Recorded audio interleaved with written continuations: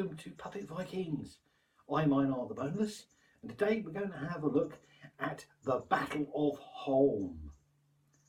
Now, this is an ancient battle being portrayed by the Vikings at our visit to Flag Fen. So, without too much waffle, over to the fighting. Of the day, we will be recreating for you the Battle of Holme.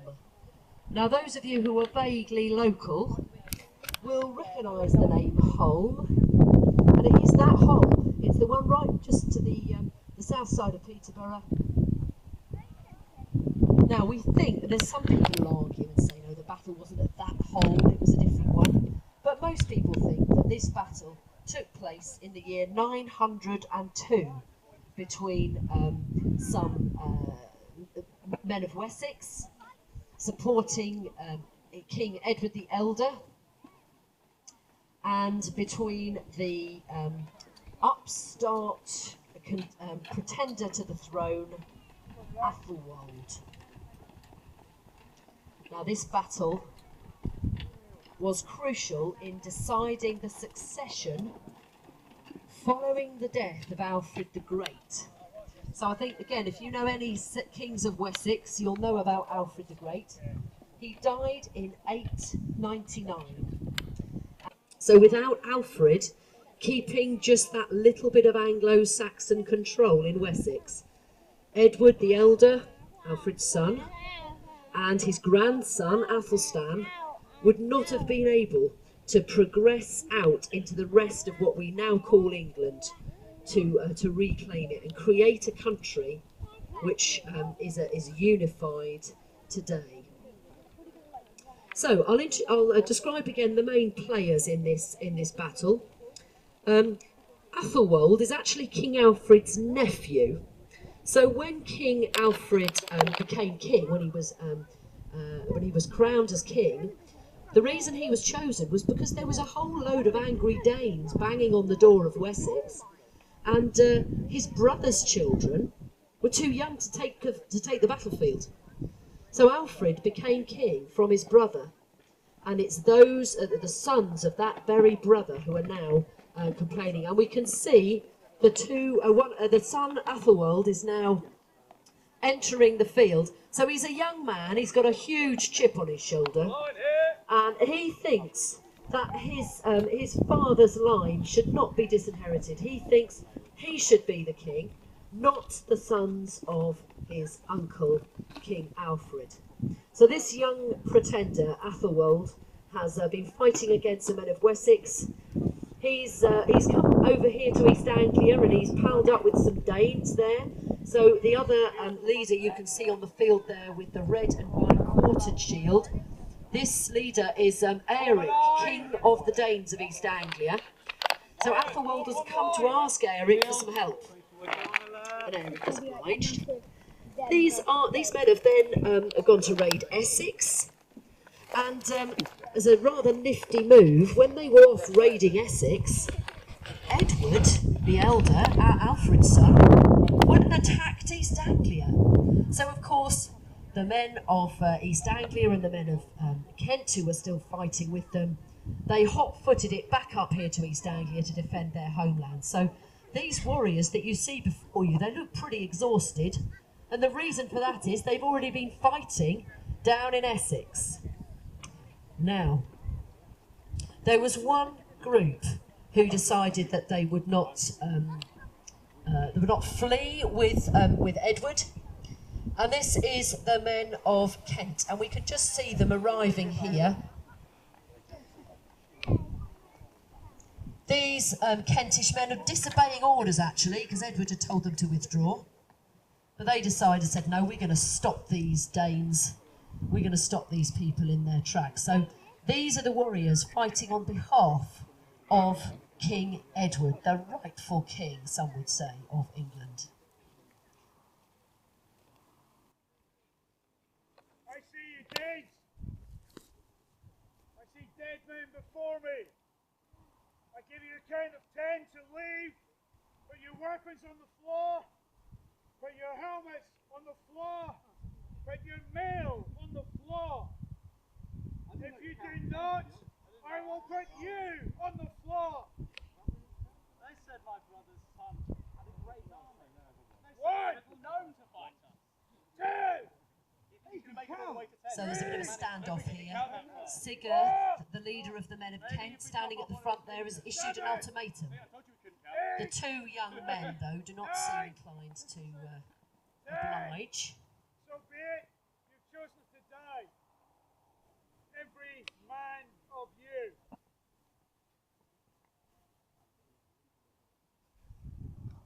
So a standoff. It seems the only way now. The talking is over. There's some fighting. It's the only option to break the stalemate. You'll see in the centre of each line the warriors wearing mail take the centre. One, mark, time. Ready?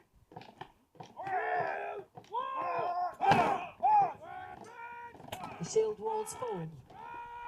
The armies march towards each other. So the warriors will now be testing each other's mettle, checking the strength of their opponents for the first time. These two war bands have not yet met. Push them back! Push them!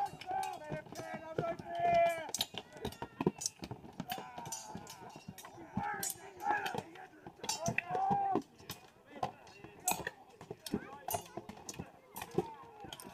So you'll see our warriors here, many fighting with swords, many fighting with spears, some fighting with long spears so that they can reach through to the men behind the shields. Some fighting with shields held up in front of them and single-handed spears. Push them back!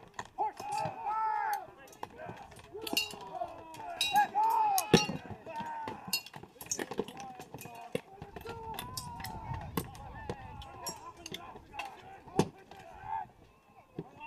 So the lines are holding, the lines are firm, Take contact! and Sigurd has called his men back. Back! Back! In line! Reform the line! Order. Get together! And the two young men still stand, commanding their troops.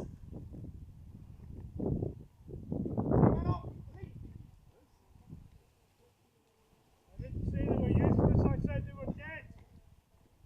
Are you dead? No. Oh, he's dead, not dead. Sorry. Comedians. So the young men not perhaps realising the seriousness of this situation. Athelwold, the young pretender wanting to take the throne, he knows that if he succeeds here and defeats these men of Kent, who are representing Edward the Elder, son of King Alfred the Great, he knows if he defeats them, then the way is open for him to invade Wessex Ready? Go! and depose Edward. So the Kentish men showing tremendous commitment there to fighting against these imposters. The Danes of East Anglia perhaps thinking there might be something might be in it for them if they can support the new king, King Athelwold. They hope their man will be successful.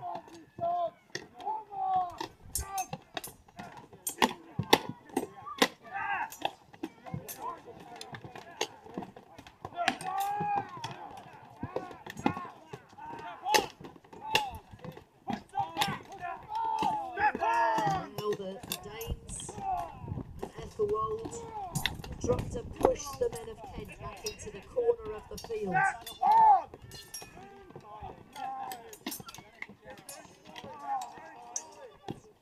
Hold the line!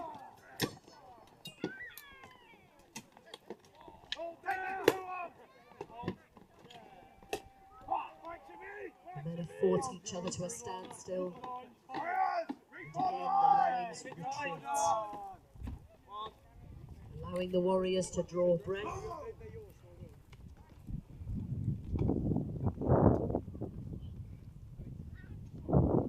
Men have fought With what? Their own money?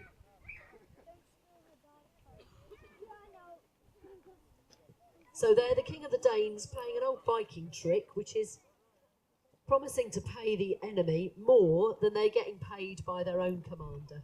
It's worked in the past. Last chance, you can leave. We have to stay here. Or you could join the true king of Wessex's army. Aye, I might.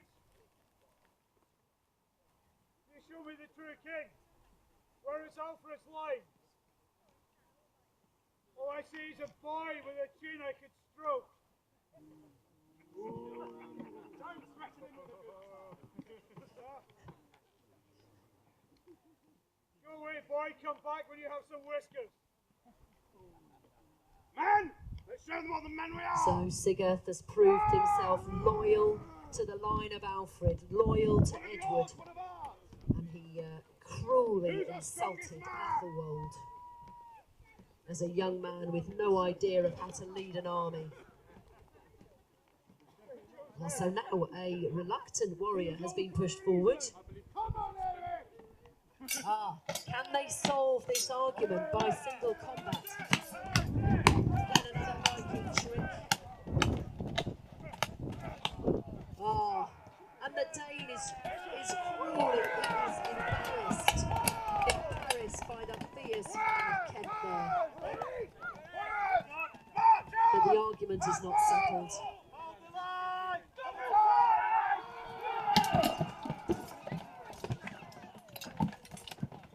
So the Danes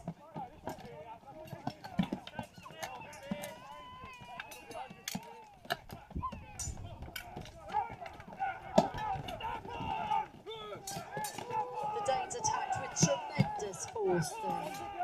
And looks like the men of Kent just need to remind everybody we're enacting a historical battle.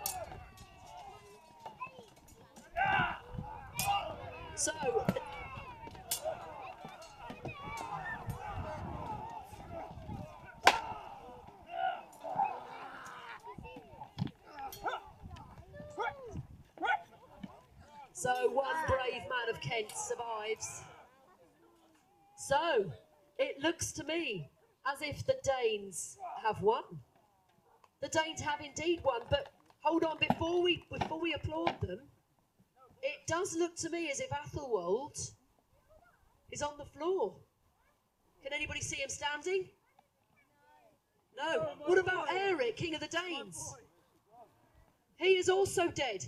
So although the Danes have won this battle, the two young men are dead. And this is, as far as we know, we're told in the Anglo-Saxon Chronicle that the Danes held the field of slaughter. But Athelwold, the young pretender, was killed, as was the leader of the East Anglian Danes. So this is somewhat of a Pyrrhic victory for the Danes. They've won, there are more of them alive, but their young hope for the kingship of Wessex has been cruelly slaughtered on the field. Now, following this battle, news got back to Edward that his rival was dead. The Danes retreated back into their main area of habitation in East Anglia, and of course we know the rest of the story from there. Edward the Elder continued his father's work, consolidating the kingdom of Wessex, and then Edward's son Athelstan became the first king of all four kingdoms. So he became the king of Wessex and Mercia and East Anglia and Northumbria. And that then left the way open for the whole kingdom to be united as one kingdom that we today call England. So they've done this, they have done well. So let's call upon our dead to rise and give everybody a round of applause.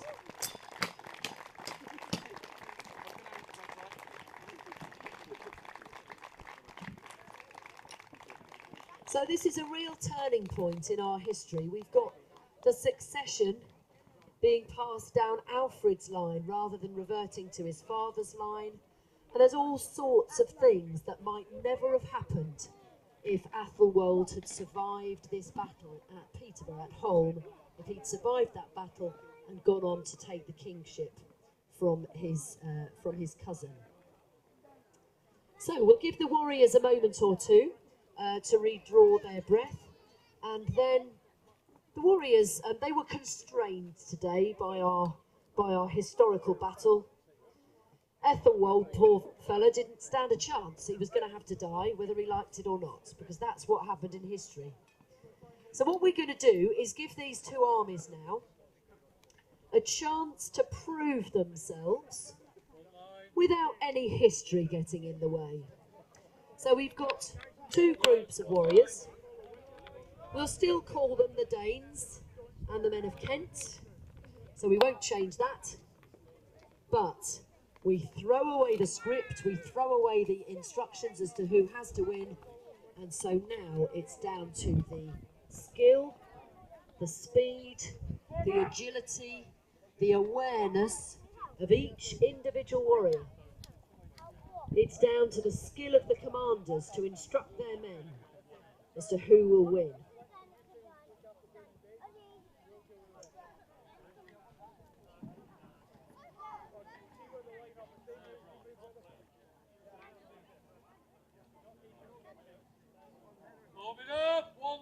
So the warriors are reforming now. Now there's a couple of things just to draw your attention to. The battlefield at the bridge end is wider than it is at the tree end. So the warriors down towards the bridge have got to watch their flanks. They don't want anybody spilling round those flanks and attacking them from behind.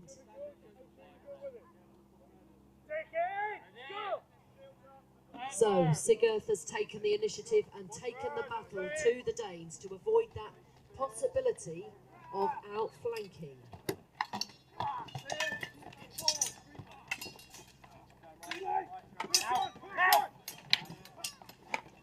So the warriors might sometimes be wounded, they might step out if they're wounded. Sometimes. So there's an outflanking manoeuvre going on here. The Kentish men have been outflanked. There are two warriors fighting them from behind, unexpectedly. I'm doing my best, men of Kent. There's people at your back. Oh, and it looks to me as if the Kentish men have been hemmed into a corner. Are any still alive? No, a definite victory there for the Danes. Oh, unless we have two men of Kent still alive. There are two still alive. Oh, sorry.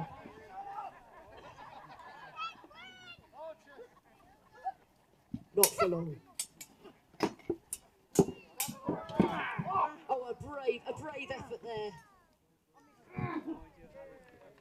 We'll rewind 30 seconds. Here we have a strong victory for the Danes. Give them a cheer, everybody. So well done to the Danes. I call upon the dead to rise. Now we'll see how exhausted they are. They might want to do that again, I don't know.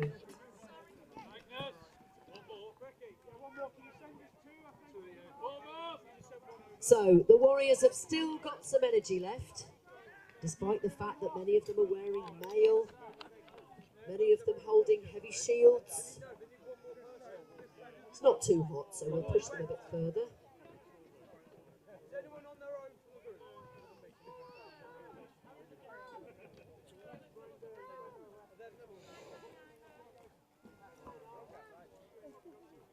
So let's see if the men of Kent learn from their experience then of being outflanked. Perhaps Magnus should suggest they change ends and see if that changes anything.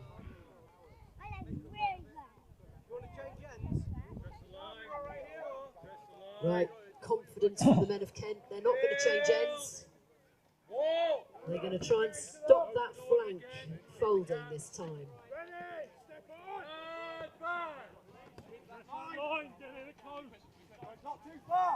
Taking it right up to the narrowest part of the battlefield.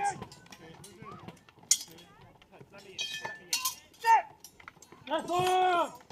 Stefan! And you'll see that the arch on the flag's going again. The flag is turning. Stand firm, men of Kent. Stand firm.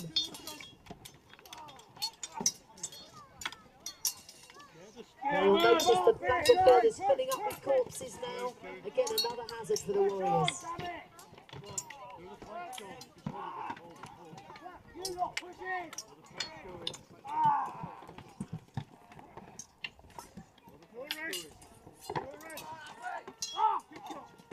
Go, go, go!